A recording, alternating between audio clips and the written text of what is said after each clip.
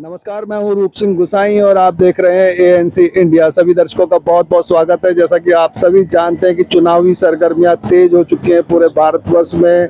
लोकसभा चुनाव को लेकर के गर्मा गर्म माहौल बन चुका है और इस वक्त मैं मौजूद हूं नई दिल्ली पंडित पंत मार्ग पर, जब भारतीय जनता पार्टी का दिल्ली प्रदेश का मुख्यालय है। यहाँ पर इस समय चुनावी सरगर्मियों को लेकर के क्या माहौल है वो आप तक दिखाने की, बताने की कोशिश करूंगा। नेता यहाँ पर आ रहे हैं, उनके समर्थक यहाँ पर आ रहे हैं। लोकसभा से जो 5 कैंडिडेट जो भारतीय जनता पार्टी ने डिक्लेयर करे हैं, उसके साथ ही जो पूरे भारतवर्ष के जो 195 उम्मीदवारों की लिस्ट जारी कर दी है। इसी तरह सभी पार्टियां अपने अपने उम्मीदवारों के नामों की घोषणा कर रही है और कोई जो है इससे खुश है, कोई तो नाराज है। और यहाँ पर चांदनी चौक लोकसभा सीट से जो उम्मीदवार है भारतीय जनता पार्टी के परवीन खंडेलवाल, उनसे अभी आपको मिलवाऊंगा। साथ ही जो नई दिल्ली लोकसभा से जो बांसुरी स्वराज है, जो कि स्वर्गीय श्रीमती सुषमा स्वराज की, जिनका बहुत बड़ा कद था भारतीय जनता पार्टी में, उनकी जो पुत्री हैं बांसुरी स्वराज, हालांकि वो लीगल प्रोफेशन से हैं, लेकिन भारतीय जनता पार्टी की जो है उम्मीदवार है नई दिल्ली लोकसभा से।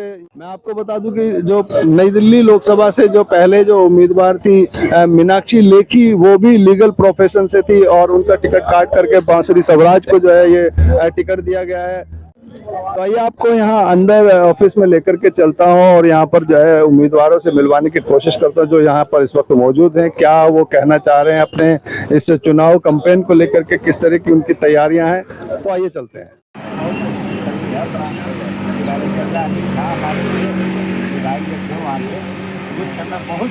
सर नमस्कार, बहुत स्वागत है एएनसी इंडिया में। हमारे साथ मिस्टर परवीन खंडेलवाल हैं, चांदनी चौक से बीजेपी के उम्मीदवार हैं। बहुत स्वागत है हमारे चैनल में। बीजेपी ने आप पर भरोसा जताया है, एक आम कार्यकर्ता को इतनी ऊंचाई तक लेकर के आए, तो क्या कहना चाहेंगे दर्शक? यही भाजपा की विशेषता है और प्रधानमंत्री नरेंद्र मोदी की भी यही विशेषता है। एक छोटे कार्यकर्ता को बड़ी जिम्मेदारी दी है और उस जिम्मेदारी को हम पूरी शिद्दत के साथ निभाएंगे। चांदनी चौक के सभी कार्यकर्ता मिलकर के चांदनी चौक की सीट को रिकॉर्ड मतों से जीतेंगे। वहाँ कांग्रेस और आम आदमी पार्टी वो बेकार, वो कोई गठबंधन नहीं है, वो सब रहा है कि जो है नहीं वो में आप कैसे, अगर मजबूत होती तो दोनों का आपस में क्यों मिलना पड़ता? तो मिलकर के ही तो मजबूत। अच्छा, कांग्रेस दो कमजोर नहीं, दो कमजोर आदमी मिलकर अलग अलग हो गए थे, वो एक और तो वो मजबूत हो गए। उनका जो ठगबंधन है यही बताता है कि वो दोनों कमजोर हैं। अच्छा, तो इसलिए उसका कोई फर्क नहीं पड़ेगा। हमारे पास प्रधानमंत्री नरेंद्र मोदी के 10 साल का सफलतम इतिहास है जो लोगों के उपलब्धियों से भरा है और घर घर तक जाने वाला है।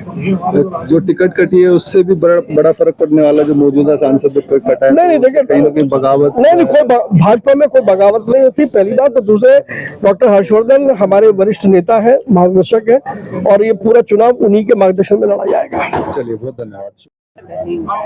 कितनी चुनौतियां, कितनी जिम्मेदारी, मुद्दे क्या, महिलाओं की तरफ अगर आप जाएंगी नहीं तो क्या कहा जाएगा? क्योंकि जो मौजूदा सांसद है वो भी महिला ही थी। जी, मौजूदा सांसद जो है उनका पूरा आशीर्वाद और मार्गदर्शन है।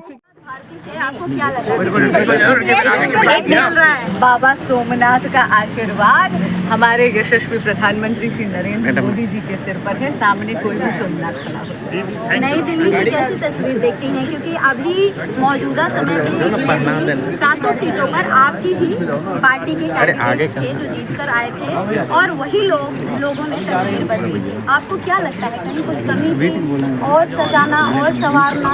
कोई कमी नहीं, कोई भी कमी नहीं। इसलिए तब भी 7 और 0 का रिपोर्ट कार्ड था।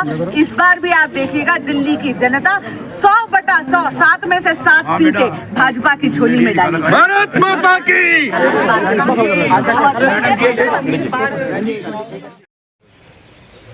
इंटरव्यू भी कर लेने आए थे हम लोग, सर के अंदर करते हैं। आइए इधर देखिए सर।